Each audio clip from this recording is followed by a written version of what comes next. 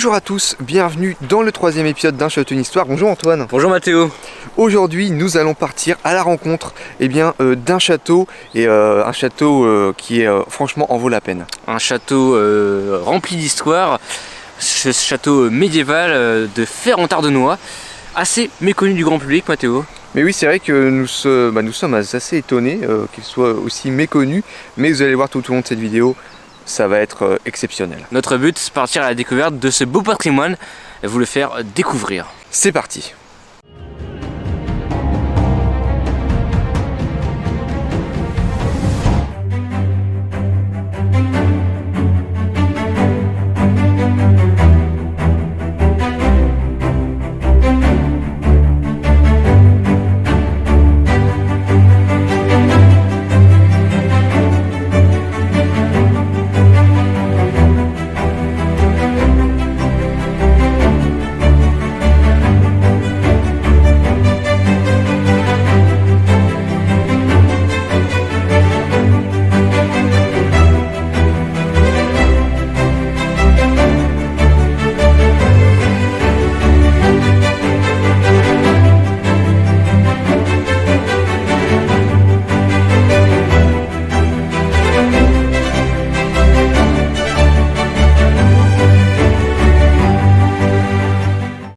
Placer le contexte géographique Mathéo, Ouais. Là on est situé à Ferrand-Tardenois, donc le château se situe à mi-distance entre Soissons et Château-Thierry, à peu près 30 km. Il est seulement situé à 40 minutes de Reims et 1 heure de Paris, donc c'est plutôt agréable pour les touristes qui peuvent facilement se rendre au château. Un château médiéval, on se rend compte avec les tours derrière nous, qui a été bâti comme château fort. On mentionnait déjà une place forte à faire au Xe siècle. Il commença à être édifié au début du XIIIe siècle, vers 1206, par Robert II, comte de Dreux et petit-fils de Louis VI le Gros. Il est fils de Robert de Dreux, seigneur de Fer. Voilà, donc ce château, hein, comme tu l'as dit, vers 1206, à la date de la fin de la construction, on mentionne vers 1260. La forteresse devient la propriété de Louis d'Orléans en 1395. Alors en cette fin du XIVe siècle, Louis d'Orléans est déjà propriétaire du château de Coucy, c'était dans notre précédente vidéo, et de Pierrefonds. Il fait l'acquisition donc de cette forteresse pour la somme de 50 000 écus. Il est notamment le frère du roi Charles VI. Au XVIe siècle, Louis XII aurait donné le château à François d'Angoulême, qui devient François Ier lorsqu'il monte sur le trône de France en 1515. Louis XII est le gendre de François Ier. Puis François Ier l'octroie en 1528 au connétable Anne de Montmorency, officier de la couronne de France.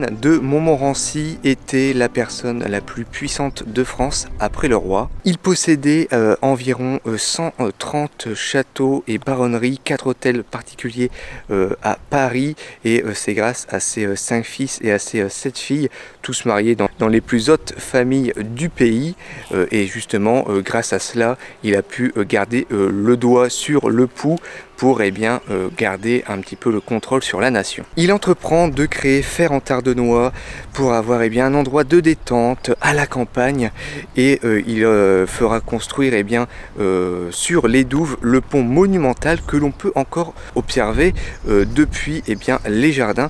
D'ailleurs, nous nous rendons tout de suite sur ce fameux pont.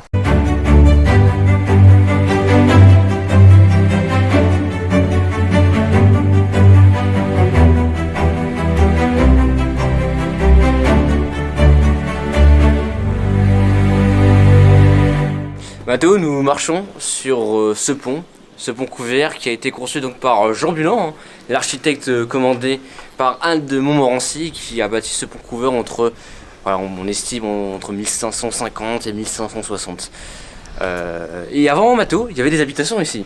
Effectivement, sur ce pont long de 60 mètres, effectivement Antoine, il y avait des habitations. Alors c'est vrai que vu comme ça, on a un peu de mal à s'en rendre compte, mais ça devait être évidemment énorme et il devait y avoir un trafic très régulier, bien évidemment. Voilà, il faisait partie intégrante de ces habitations du château. Et puis, on peut remarquer donc ce château, les douves en dessous, là, juste à côté du château. Alors aujourd'hui, elles sont asséchées, mais il faut se dire qu'à l'époque, il y avait de l'eau. Typiquement, c'est l'archétype du château médiéval de l'époque.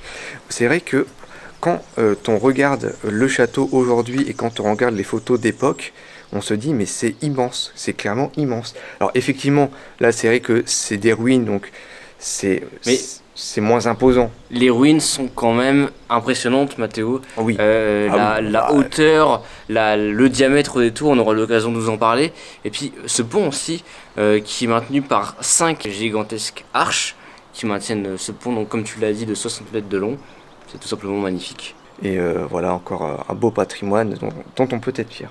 Donc après avoir enjambé ce pont, Mathéo, ce pont couvert, on accède à l'enceinte du château par un châtelet encadré de 2 tours que vous pouvez voir à l'image. Et là, nous sommes en hauteur, nous prenons de la hauteur, comme il était souvent le cas à l'époque. Le château a été construit d'une telle sorte pour finalement prévenir l'arrivée de l'ennemi.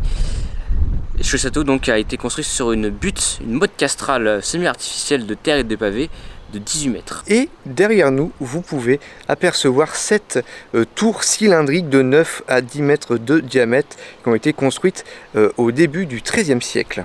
Et qui ont résisté à l'épreuve du temps. Finalement, malgré les dégradations, elles sont quand même encore assez imposantes. Elles sont imposantes et elles sont encore très belles. Franchement, je suis assez surpris quand même de encore cette beauté de la pierre. C'est vrai que ça peut paraître un peu anodin, mais quand on y regarde de plus près, cette pierre calcaire, quand on y regarde de plus près, elle a encore une sacrée qualité. Encore en bon état même si bon, il y a eu quand même évidemment avec la Révolution française, avec la guerre. Ouais, évidemment. Logiquement, il a été dégradé, mais c'est quand même beau encore d'admirer ce patrimoine.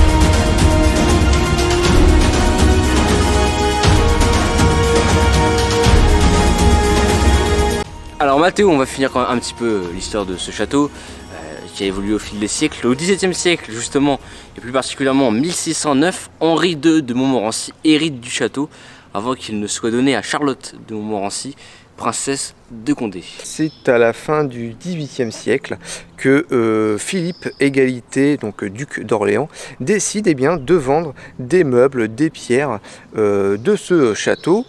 Et c'est ensuite à Paris par les créanciers qu'ils vendent tout cela aux enchères en 1793. Enfin, ce château était déjà un petit peu abîmé, il a été en partie démantelé. Et on a de la chance au XXe siècle, Mathéo. Oh oui. 1971, un mécène français, justement de la localité de Ferrand-Tardenois, du nom de Raymond de la Tramerie, qui a racheté tout simplement le domaine, qui l'a rénové, qui l'a à ses frères tout simplement, et qui a fait beaucoup de travaux pour donner un peu de la splendeur au château. Bon, évidemment, c'était beaucoup pour lui, c'était beaucoup demandé pour lui. Il l'a donné au Conseil général de l'Aisne en 1984. Wow. Il est mort en 1988. On peut apercevoir, Mathéo, sa tombe qui a été enterrée près du château. Franchement, je pense qu'on peut le remercier un petit peu quand même. Il a fait comme quelque chose. C'est bien d'avoir des mécènes quand même qui s'intéressent au patrimoine, qui font, parce que sinon après le château il commençait à être un petit peu un peu pas tombant, mais un peu tombant, dégradé aussi. Ouais. Puis la végétation qui commençait un petit peu à prendre le dessus tout simplement sur le château, et donc on a de la chance avec Raymond de la Tramerie qui a fait tout ça quand même pour nous. Ce troisième épisode d'un château une histoire touche à sa fin. En plus, on a derrière nous Antoine, là on a le château complet derrière, c'est somptueux. C'est magnifique, et ce pont aussi, on ne répétera jamais assez, mais c'est un pont assez magnifique qui a inspiré d'autres châteaux plus modernes aujourd'hui. Ce format est intéressant, en tout cas au format de 10 minutes pour découvrir, partir à la découverte tout simplement d'un lieu historique méconnu, il faut le dire. C'est ça encore une fois qui fait la force de cette émission, c'est que on part à l'aventure et on vous fait découvrir des châteaux qui ne sont pas forcément comme celui-ci, peu médiatisé ou peu connu, Antoine. Alors qu'il est rempli d'histoire. D'ailleurs, j'aimerais rajouter que ce château, depuis quelques années maintenant, depuis quand même beaucoup d'années, il y a un hôtel qui s'est installé, on le voit pas, mais il y a un hôtel qui s'est installé non loin du château, juste à côté. Juste derrière. Donc en fait, si vous venez à Ferrand-Tardenois, vous pourrez aussi profiter, pourquoi pas, d'une nuit d'hôtel, parce que c'est restaurant-hôtel. Donc vous pouvez passer un moment agréable entre amoureux ou même tout simplement entre amis. Et puis bon, alors, moi personnellement, je trouve que cet hôtel gâche un petit peu la vue comme de ces monuments. Honnêtement, c'est vrai qu'il est juste à côté, c'est dommage. Mais en tout cas, on a pris plaisir. Donc, si vous êtes de passage dans le Tardenois, donc au sud du Soissonnais, n'hésitez pas, prenez quelques minutes pour découvrir ce magnifique château. On ne le répétera jamais assez, mais on a de la chance d'avoir ça en Picardie, dans notre région. Les Hauts-de-France. Et ce château en vaut vraiment la peine. Croyez-nous, franchement, on vous fait découvrir de beaux châteaux, quoi. Alors Mathéo, qu'est-ce qui se trame pour la suite d'un château d'une histoire? Un peu de hauteur. On va prendre un peu de hauteur pour un château une histoire épisode 4. Vous allez voir, on va pas vous spoiler, mais ça va être un épisode énorme comparé à d'habitude. Voilà, restez connectés, franchement, vous allez voir, ça va être exceptionnel. Le format sera beaucoup plus long, on table sur 45 minutes à 1 heure. D'ailleurs, en commentaire, n'hésitez pas à nous dire quel château vous vient à l'esprit lorsqu'on vous en parle. Et puis n'hésitez pas, on fera aussi des sondages pour la suite, pour les prochains châteaux, lesquels vous voulez découvrir. Voilà, merci à vous de nous avoir suivis dans ce troisième épisode. Évidemment, on se retrouve prochainement dans quelques semaines pour une nouvelle vidéo. C'était Mathéo et Antoine. N'hésitez pas à partager aussi sur les réseaux. Effectivement, c'est très important. Et abonnez-vous, un petit j'aime et c'est parfait. Ciao tout le monde. Ciao.